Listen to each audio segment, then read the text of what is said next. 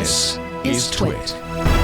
Eero, if you don't remember, is the mesh networking solution we all like a lot. I have them. They're running right now. Yeah, they're in my great. house. Me too. I installed them at my mom's too because I can monitor network from here.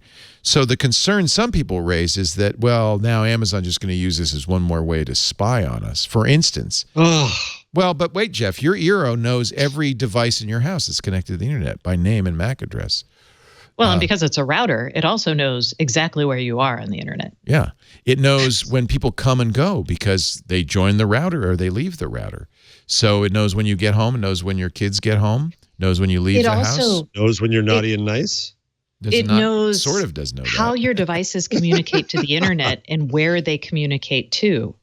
So I'll show, I mean, like if I go into my Eero app, I can see, for example, right now, what do I see? Oh, I can see everybody's in my house, but I can also see, sorry, I'm looking at my devices and I can see which ones are idle and which are communicating. Yep. And right now, like, dude, for some reason, my sink is talking to the internet. I don't know why. But that's interesting information that, certainly Amazon. I'm like, sink, what the heck? Actually, if I see that for enough time, I'm like, hey, that's weird behavior from my sink. I need to investigate, like, I have Eero Plus. Watch out, sink, she's coming. By the way, yeah, I have Eero Plus too. That's the $99 a year add-on that gives you a lot of features. Well worth it, I think. So fine. So there's okay, I'm just going to say there's the paranoid rant about the big company, but in terms of functionality or benefit, there's lots of synergy too. Okay, well, hold on. Let's hold the phone because Jeff, you did ask me my opinion, and I'm going to give it to you. Yes, I did. This is a data story. This is a data story in two different ways. One, it's a story about how Amazon has access to amazing data from what people are buying and how successful those purchases are to make decisions about what it should buy. So that's data story number one. Amazon has access to data that a lot of times people pay investment banks and consulting firms to find out in terms of market share and that sort of thing. And Amazon even referenced Eero's 4.6 star rating in their press release. So that's hold on right there, Stacey. Okay. I agree. I'm just curious what specifically, with presuming Amazon is going to follow GDPR, is going to follow privacy things. What does it learn that it didn't know already because you buy everything you buy from Amazon? Oh, no. That's not nefarious. I say this is genius. This is one of those. This is a point in Amazon's favor. I'm just pointing it out because a lot of people, and this is actually how Amazon has worked for now, I guess, over a decade, because with Amazon Web Services, it has done this for a while where it's like, hey, what services are getting big on our platform? What API calls are we seeing? And it uses that to determine what sort of features it should launch next or if it should buy a company. So just by virtue of being a platform of its size, Amazon gets a lot of competitive information about other companies. And I don't think people understand how that helps it be successful, but this is a really good example of how that helps. So that's one side. The second data sharing thing is by buying Eero, it does get access to a lot of information about devices on a person's network, where a person goes on the network. And as any router Amazon, would. As any router would. And I want to be clear. And Eero has, in my opinion, a very clear and, in my opinion, very good privacy policy. It was absolutely something I read before I bought an Eero. And everybody should read that. And that's the question. More important because they had all this added functionality, right? So here's where we should get really clear about what we're talking about and what's scary, because I think it's really important. Eero has first off said, okay, our existing privacy policy stays the same. So we do collect information about what devices are on your network, and we use that information in aggregate and anonymized to talk about things. So in some ways that's good for Amazon because it gets even if I don't buy devices from Amazon, Amazon gets that same insight into devices that are hot by virtue of seeing the percentage of them out in the wild. So that's good for Amazon's future business goals, right? They know what's hooked into your Wi-Fi and what you use most. Right. Okay. So even if I didn't buy it from them. So that's interesting. The other thing is Amazon says in all of its data gathering activities about like my smart light bulbs and whatnot, because I'm sure you guys saw the Bloomberg story, where it's asking smart device vendors to basically share information about when things are turned off and on and when they're used, even if they're not being activated through the Echo. So people got up in arms about that. I am kind of neutral about that, and I'll say why. Amazon is not using this for advertising. They're very clear about that. They may one day, and that would be a problem. But today they use it to provide context and build algorithms that can anticipate your wants and needs, which is what everyone says they want from a smart home. And I think here's where we get into a core issue that I think is going to be, we're talking about privacy right now like it's the defining issue of the current era. I think what the real defining issue is going to be is trust and transparency, because these companies do have this data. And if they use that data to make better products or to do things for you, a lot of people are okay giving that data up. If they use that data to like manipulate you into buying crap you don't need, people are going to be rightly pissed about it. So I wanted to make those subtleties clear, because I have a problem with certain kinds of data sharing, but not with others. And so I don't want you to just shout techno panic at me, Jeff. Mm-hmm. Well, no, I got it. No, I'm right. I'm right. You're right. The issue is also, I'm good. You're right. I meant to say. People say, well, Eero knew this. Why do you care that Amazon now knows this? The issue is not so much that Eero knows it, is that Amazon can collect a bigger and bigger pile of data about you. And by connecting the dots in the variety of data it has about you, it really knows perhaps more than you even realize about you and what you're up to. It does. And as it starts launching things like a health service, and what I'm really interested in is, as these companies establish these huge data troves, where are the firewalls between different data things, and what aspects of what data stores are getting shared with what partners? Because I think I don't want my health insurance company knowing if I have like a connected medical device that my doctor hasn't prescribed, or maybe that I'm not using a connected medical device that my doctor prescribed. I don't want that to go through get out from my router that's also owned by Amazon to my insurance provider, who is now contracted with Amazon's new health division. Does that make sense? Yeah, you're also making me flash on a friend of mine who's a brilliant entrepreneur and engineer here in Jersey, had a company some years ago that, for whole different reasons, was tied into your electricity in your house, and every appliance you use has a signature of its electric usage, which is trackable, so you can find out which brand of washing machine and how long it's on, and so on and so forth.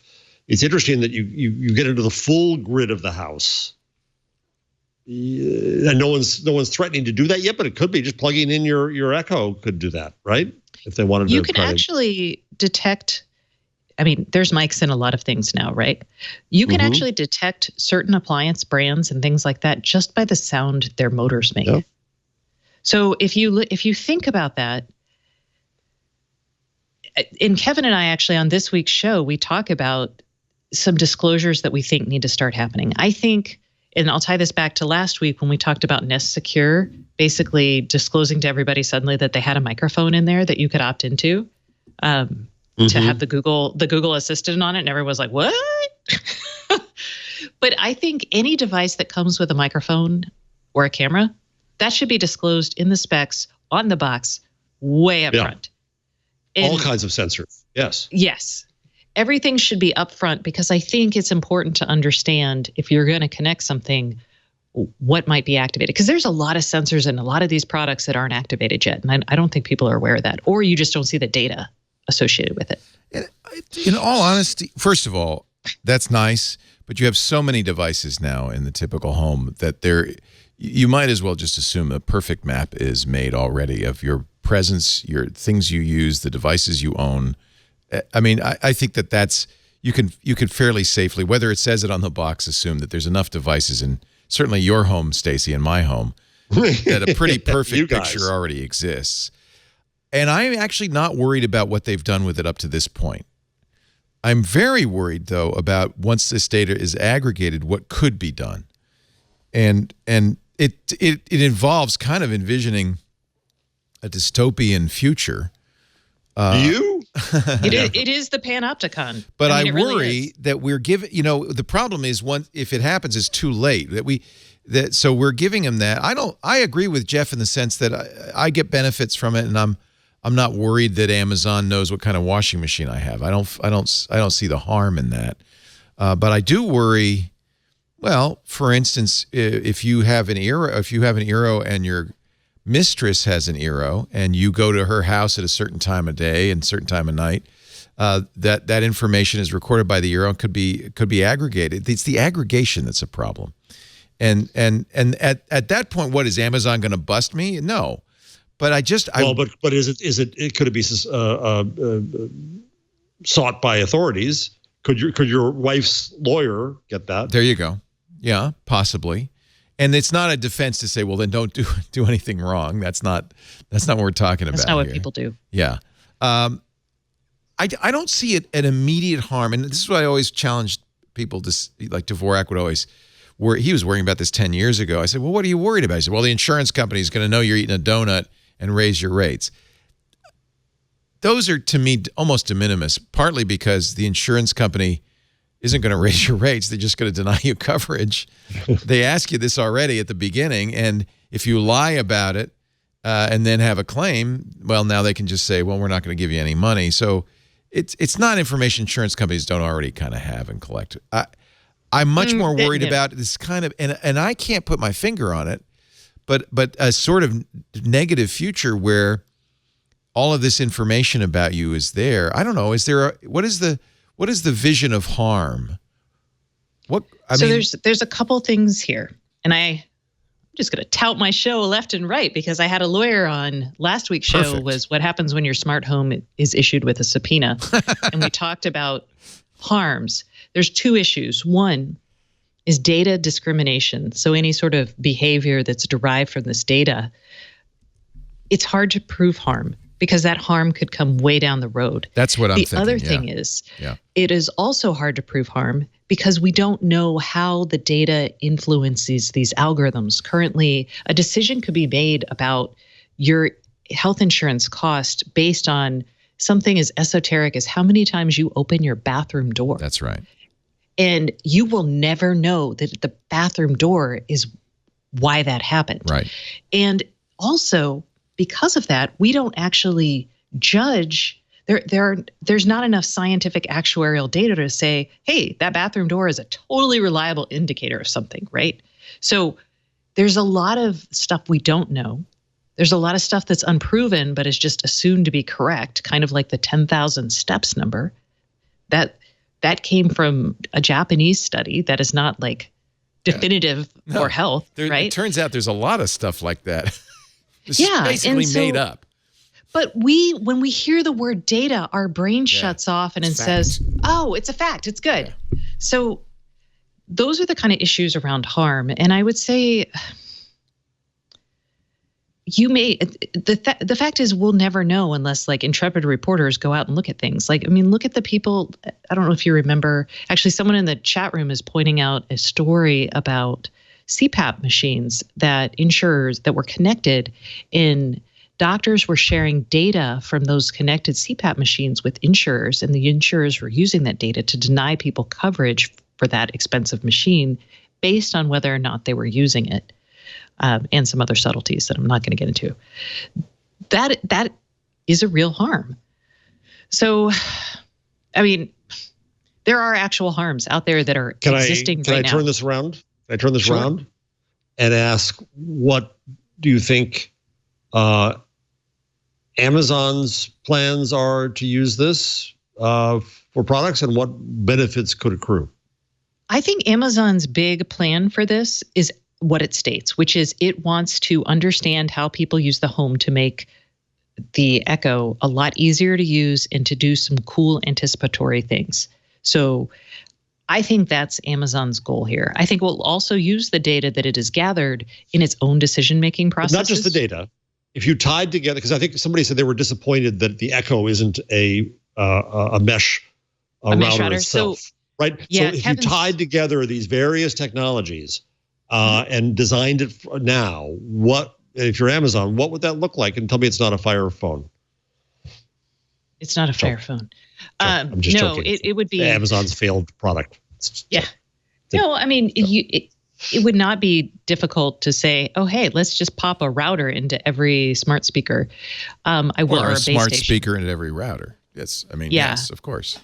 Mm-hmm. The challenge is that would raise the price. I mean, the Dot is the best-selling one, and the reason why is it's cheap. Right.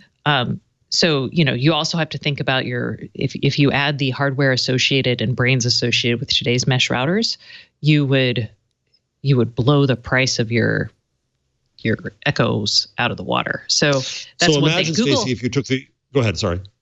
Google's had this technology. They've had both a smart home hub and a mesh router for a while, and they have yet to consolidate them. Right. So imagine if you in your new home in Seattle, you haven't bought one yet, right? Are you going to build one, or? I'm going to rent. You're going to rent it first, right? So then you find your perfect spot, your perfect lot, and you're going to build the ultimate Stacey house, spelled Haus. And in every room, there's a box. Maybe it's a remade electric plug. Maybe it's a rethought intercom, light switch, like we used to have, right? Something. It's a box, right? And it can have incredible functionality in it, right? So what all could be in that in your rethought home? It could be a router in every room. It could be an Echo in every room. It could be what else? What is that? If you're Amazon and thinking 5 years down, what does that look like? So I thought it'd be awesome to have that stuff in the walls, but I changed my mind because I'm going to want to upgrade my router, right? I was like, you just pop it in the light switch. There's power. There's everything. It's perfect. Then I was like, no, I do not want to rip my light switches out every 2 to 3 years when Wi-Fi Alliance changes the Wi-Fi standard. So I think there's going to be an external box that functions as an access point or whatnot. Maybe it's just plugged into the wall. I also think that you're going to see a lot of other devices act as access points, and they'll just be higher end devices, not the cheap stuff. So it's not going to be in your $20 Wisecam. It's going to be in your, fancy Sonos speakers. We already see this in Lennar and KB Homes are building homes that basically have you've got your electrical cabinet, and then you have your IoT cabinet. And in that cabinet, you see everything's wired up. You've got a fancy router. You've got your various hubs that you still need to have for functionality of certain systems. And then, you have Echoes throughout the home as the control medium, or in the case of KB, it's Google. And so I think that's going to be the model for a while. I think we will start seeing things built into the wall. Like my new house will have smart switches already in the wall, right? I would love to see actually air quality monitors in my wall for everything. I would build my HVAC system to heat and cool certain rooms. Like, so having actual ducts that can, I was like, turn off and on. That's the gesture I'm making here. For individual cooling and heating of different rooms. Let's see. I would love to have presence detection in my room, in my house, but I don't want the presence detection to be sent out to the cloud or another service. And I think we've kind of gone past that. And you're going to hate me, but I am reading Shoshana Zuboff's book. It's an excellent book. Yeah. And the technology, and I know, Jeff, you're going to roll your eyes. I don't agree with everything, but it's called surveillance capitalism, and she was a guest on Triangulation. Triangulation is her basic tenet is that at this point, it's gotten to the point where these guys are going to have so much information they can not only predict your behavior but influence it, and ultimately, that's the harm to both personal sovereignty and democracy. And it doesn't have to be that way. I mean, that's the thing I took most away from this is we take a lot of this data sharing and aggregation as a matter of fact, but it doesn't actually have to be that way. We could actually buy systems, and you'll see in my recommendation, that don't actually go out to the cloud. So, I think that's what's going to happen. There was, I think Rene Ritchie said, it's a shame. He was really hoping that Apple would buy Eero. Would that have been a better outcome? The fact that Apple left the field just as, well, actually a couple of years before Wi-Fi started getting hard was inexplicable to me. I really thought that they would use their airport router as a way into They had the that smart home. opportunity, didn't they?